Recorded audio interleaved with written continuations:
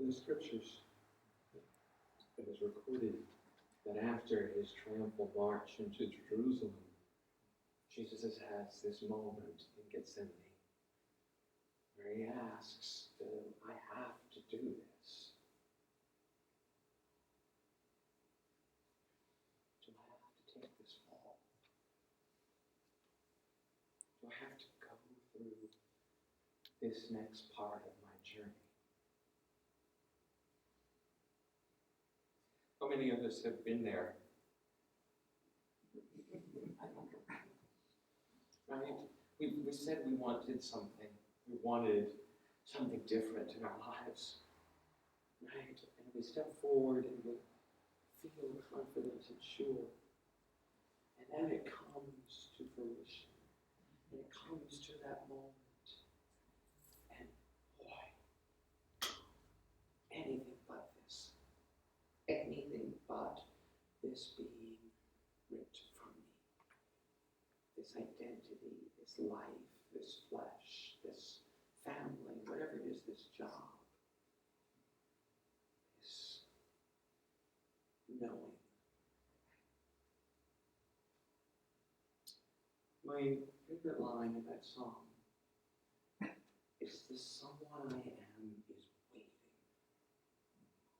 Someone I am is waiting for me to come forward. And in order for that to happen, we have to get out of the way.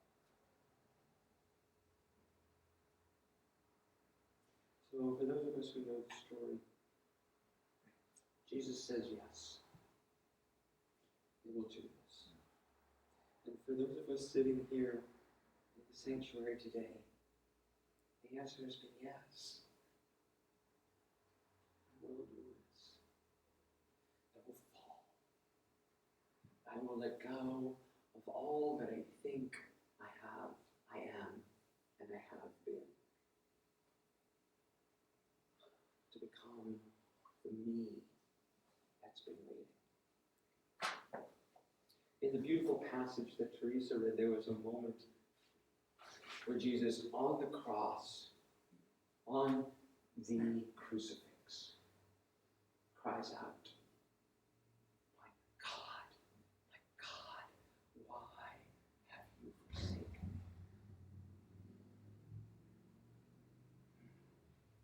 me? In that moment of the last gasp of his life, Scripture records, tells us that he was feeling alone, abandoned, and defeated.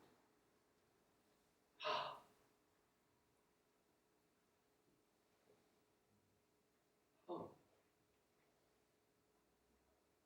I often pondered, why?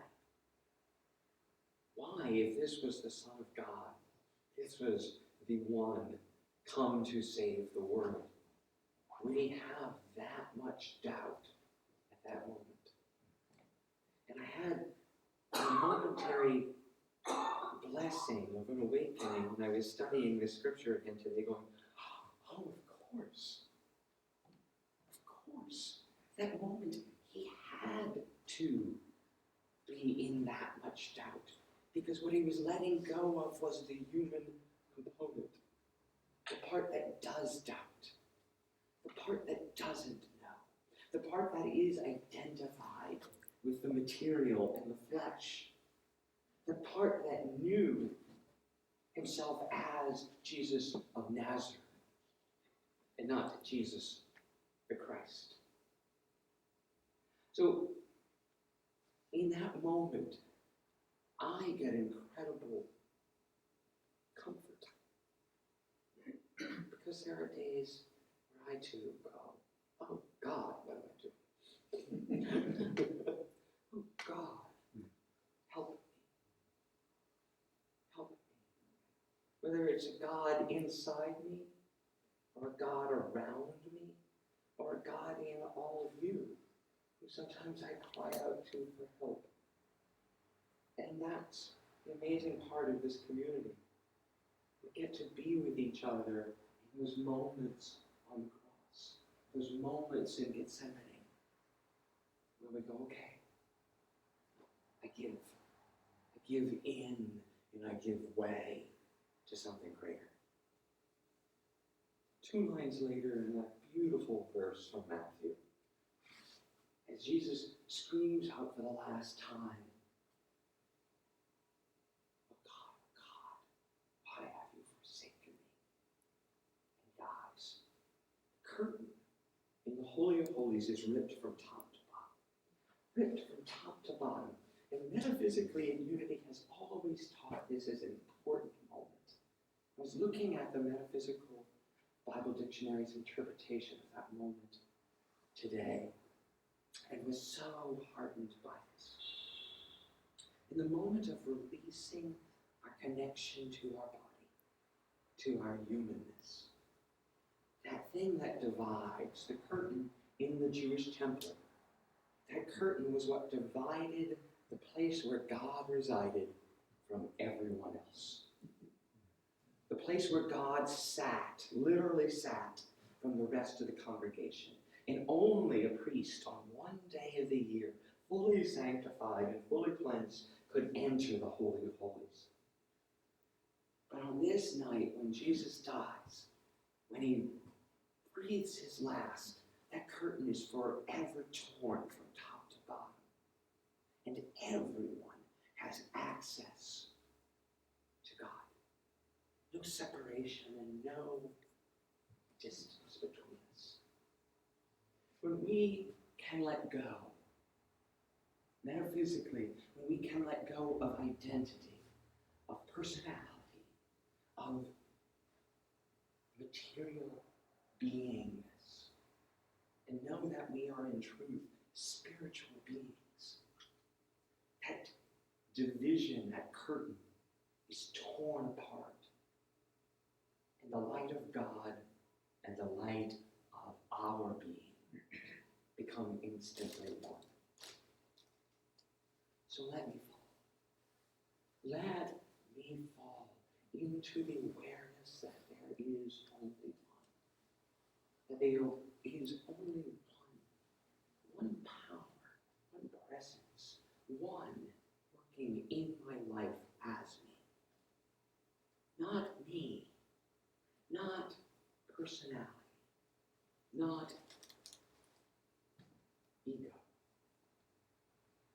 but spirit, seeing you beautiful, seeing you whole, seeing you complete. It's also recorded in that scripture that at that moment the earth shook and all the tombs were opened. It's the most interesting part of the scripture, right? That literally the bodies of the saints get up from their tombs and walk into the holy city. Shit. Oh my. That must have been some day. But metaphysically, what would that represent, right? If it didn't literally happen that way, what did that represent? That in that moment, as Jesus lets go of his physical being, and the temple curtain is torn open, and we all have instant access to God, that all of us are awakened from our slumber. They actually say slumber in the scripture. It says, the saints who have been asleep awaken from their tombs and get up and go into the holy city. Right? We wake up from our slumber, that this moment of crucifixion and death is a reminder to us to awaken and to come out into our wholeness, our holiness, and to be part of that holy city, to stop the slumber. Let me fall so that I may arise and waken. Let me fall so that I may get up and be part of the holiness of this day. Let me fall so that I may be truly the son, the daughter, the child, the expression of God.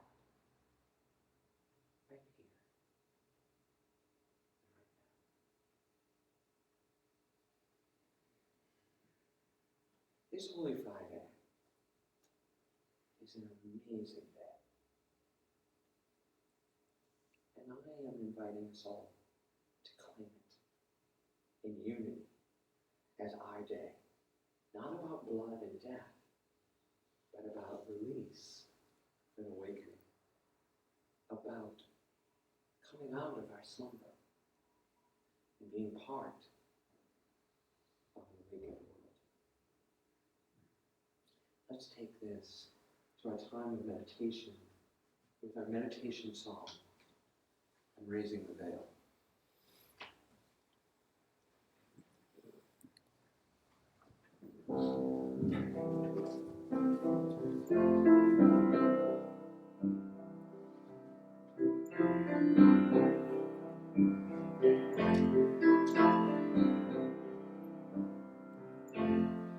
Raising the veil between me and my God.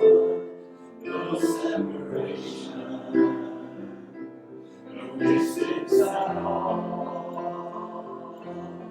God is right here in my heart. God is right here in my heart. God is right here in my heart. I'm raising the veil.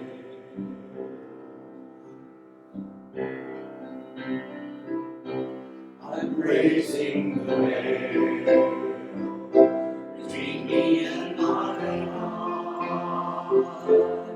No separation,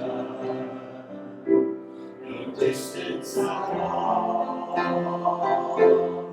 God is right here in my heart. God is right here in my heart. God is right here in my heart. I'm raising the veil. I want to know you. Oh God, I'm raising the veil. I want to see you. Oh God, I'm raising the veil. I want to hear you. Oh God, I'm raising the veil. I want to love you. Oh God, I'm raising the veil. I want to praise you.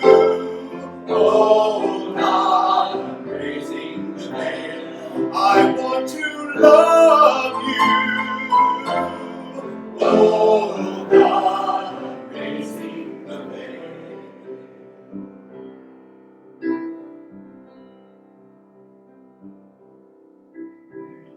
The veil between me and my God. No separation, no distance at all. God is right here in my heart. God is right here in my heart. God is right here in my heart. I'm raising the veil.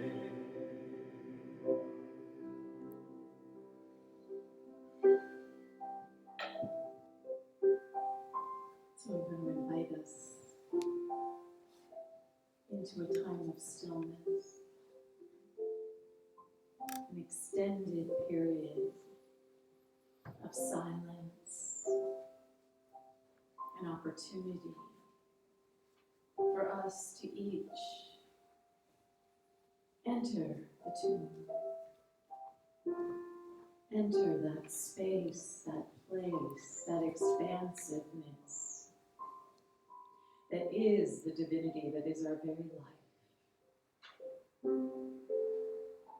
To embrace the seeming darkness, to embrace the space, the place that perhaps is holding on, that is clinging to something, and allowing ourselves to fall.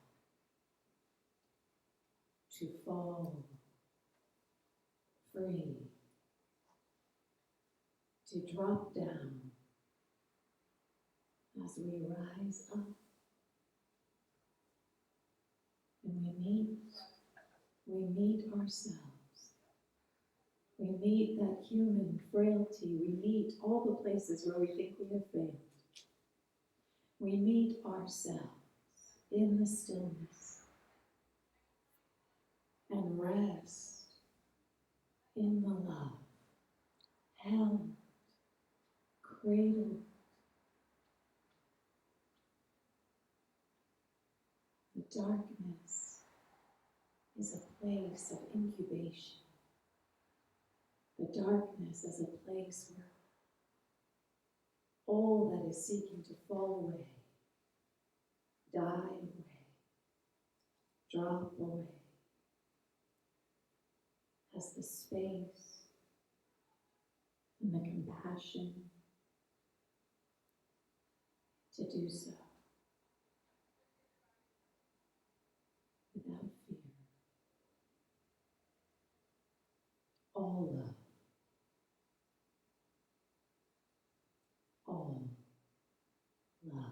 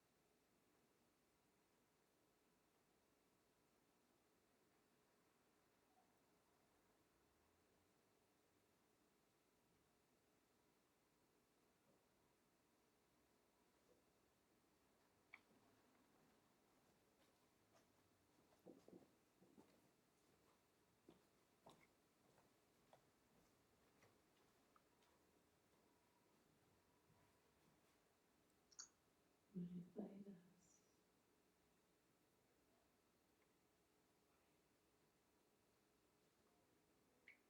As we begin to come back into time and space, to allow ourselves to be connected with the two, to be connected with this sacred stillness within us, to be connected with what is seeking to fall away.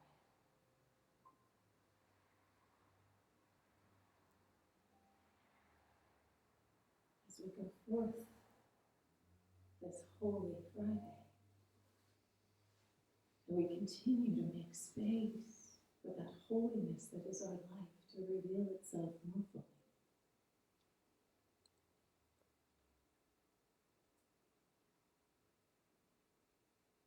I leave you with these words.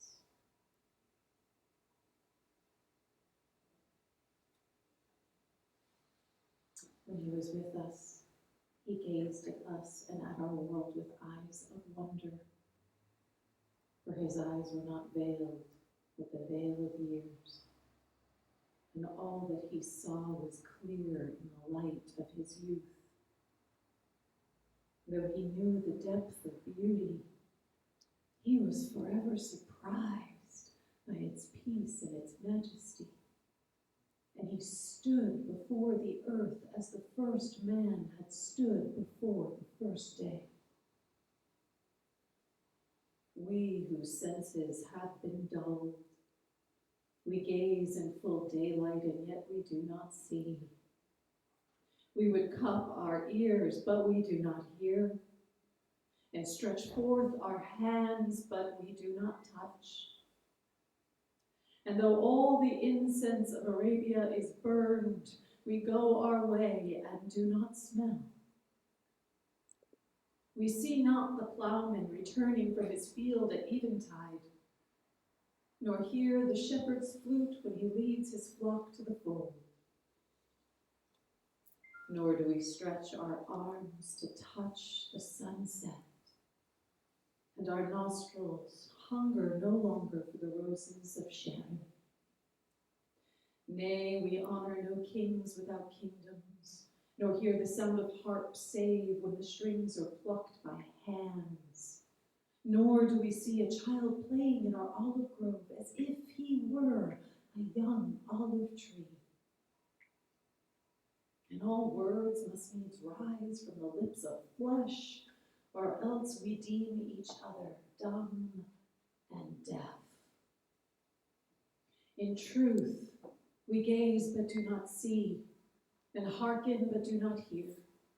We eat and drink but do not taste, and there lies the difference between Jesus of Nazareth and ourselves.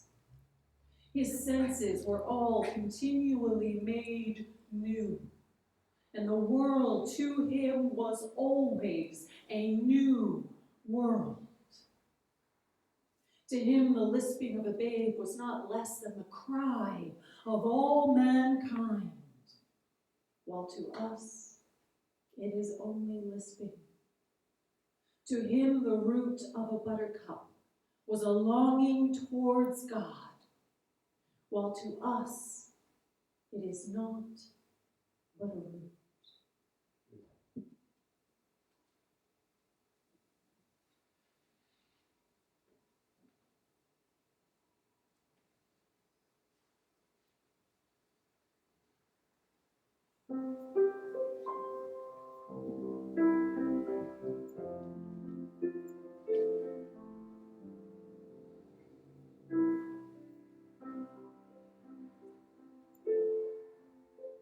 We have been so blessed for this time by these words and this music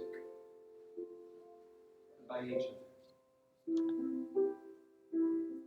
This time in the tomb is our time to transform. I invite you to stay here as long as you want. Even when you leave this physical space, to stay here in the tomb. To stay in the silence. Our service will not end. Our service just transforms.